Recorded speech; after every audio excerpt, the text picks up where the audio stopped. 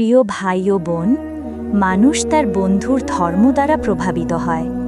আপনার বন্ধু যেমন হবে, আপনার জীবনও ধীরে ধীরে সেদিকেই মোড় নেবে।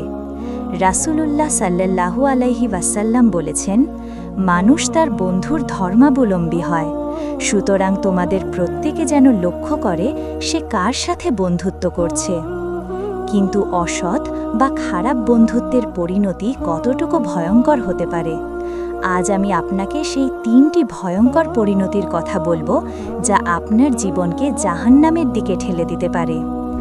এই সত্যগুলো মনোযোগ দিয়ে শুনুন এবং আপনার বন্ধু নির্বাচনের বিষয়টি পুনর্বিবেচনা করুন। প্রথম পরিণতি, আখেরাতে কঠিন আফসোস ও অনুতাপ। কিয়ামতের দিন মানুষ সবচেয়ে বেশি অনুতাপ করবে অসৎ বন্ধুত্বের কারণে।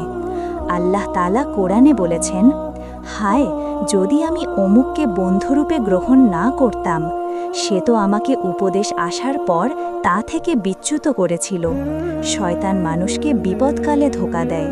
সূরা আল ফুরকান। এই আয়াতে আল্লাহ স্পষ্টভাবে বলেছেন যে কিয়ামতের দিন এই অসৎ বন্ধুরাই একে অপরের শত্রু হয়ে উঠবে এবং অসৎ বন্ধুর পরামর্শ মেনে চলার জন্য মানুষ আফসোস করতে থাকবে। আপনার ঈমানকে ধ্বংস করার জন্য তারা ছিল শয়তানের মানব রূপ।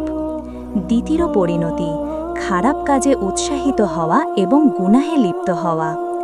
অসৎ সঙ্গ আপনাকে খারাপ কাজে লিপ্ত হওয়ার জন্য বারবার প্ররোচিত করবে।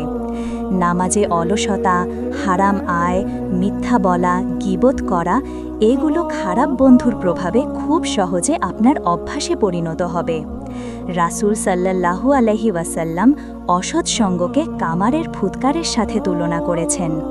কামারের কাছে থাকলে যেমন আপনার জামাকাপড় কালো হয়ে যাবে, তেমনি খারাপ বন্ধুর পাশে থাকলে আপনি গুনাহ ও পাপ থেকে বাঁচতে পারবেন না। তাদের প্রভাবে আপনি হয়তো এমন কোনো বড় গুনাহ করে বসবেন যা আপনার জীবন থেকে বরকত ও রহমত কেড়ে নেবে। তৃতীয় পরিণতি, আল্লাহর রহমত ও বরকত থেকে দূরে থাকা। একজন অসৎ বন্ধুর কারণে আপনার জীবন থেকে আল্লাহর রহমত ও বরকত কমতে থাকে। যেখানে খারাপ কথা বলা হয়, গীবত করা হয় বা পাপের কাজ চলে, সেই স্থান থেকে আল্লাহ তার রহমত তুলে নেন। রাসূল সাল্লাল্লাহু আলাইহি ওয়াসাল্লাম নেককার বন্ধুকে সুগন্ধি বিক্রেতার সাথে তুলনা করেছেন। সুগন্ধি বিক্রেতার কাছে থাকলে অন্তত তার সুগন্ধি আপনার শরীরে লাগবে। ভালো বন্ধু আপনাকে আল্লাহর আনন্দ করতে উৎসাহিত করবে, খারাপ কাজ থেকে বিরত রাখবে। কিন্তু অসৎ সঙ্গ আপনাকে ক্রমাগত আল্লাহর অসন্তুষ্টির দিকে ঠেলে দেবে এবং আপনার জীবনকে বরকতশূন্য করে দেবে। প্রিয় ভাই ও বোন, আপনার দুনিয়া ও আখেরাতের নিরাপত্তার জন্য আজই সিদ্ধান্ত নিন। আপনার বন্ধুত্বের মানদণ্ড হোক আল্লাহ ও তার রাসূলের প্রতি ভালোবাসা।